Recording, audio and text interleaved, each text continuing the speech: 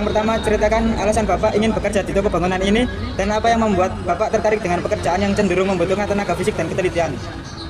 Langsung jawab ya. Ya, Baik, ini memang toko saya, jadi ya harus saya lakukan.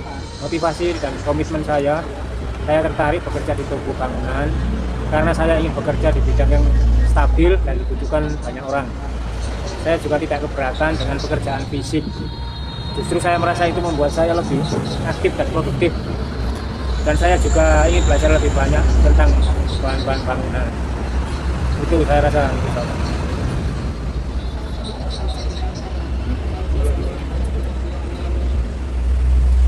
Dan yang pertanyaan selanjutnya yaitu ceritakan pengalaman kerja Bapak sebelumnya, khususnya yang berkaitan dengan pelayanan pelanggan, penjual atau pekerjaan fisik, dan apa tanggung jawab Bapak saat itu? Jawaban kedua. Oh baik. Pengalaman kerja selama ini, saya pernah bekerja sebagai karyawan toko. Tugas saya melayani pelanggan, menata barang, dan juga menjaga kebersihan toko.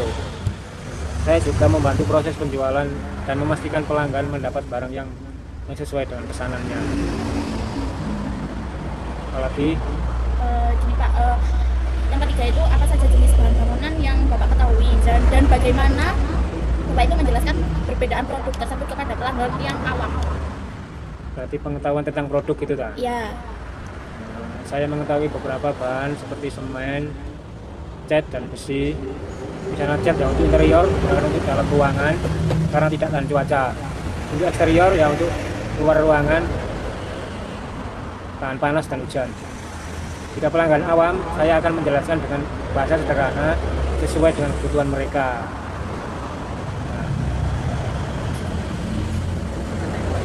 Bapak, pertanyaan selanjutnya yaitu jika ada pelanggan yang datang dalam kondisi bingung dan tidak tahu barang apa yang dibutuhkan, bagaimana cara Bapak membantu agar mereka tetap merasa dilayani dengan baik?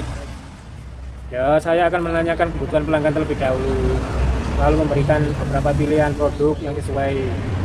Saya juga akan menjelaskan fungsi dan kelebihan masing-masing agar pelanggannya tidak bingung. Nah, itu. Dan ceritakan bagaimana Bapak itu akan menangani pelanggan yang marah karena barang yang dibeli tidak sesuai atau rusak, dan apa langkah apa saja yang akan Bapak lakukan? Untuk menghadapi komplain seperti itu, saya akan tetap tenang, mendengarkan keluhan pelanggan, lalu meminta maaf atas ketidaknyamanan. Setelah itu saya cari solusi, seperti menukar barang atau melaporan ke atasan jika perlu. Itu sudah itu aja.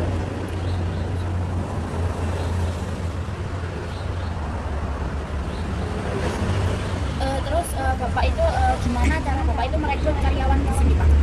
Mungkin ada apa? Rekrutmen. Ya, rekrutmen dulu atau wawancara pada Bapak dulu atau gimana? Kebetulan karyawan saya ini masih family, keluarga. Makli, terus misanan, sepupu dari orang tua.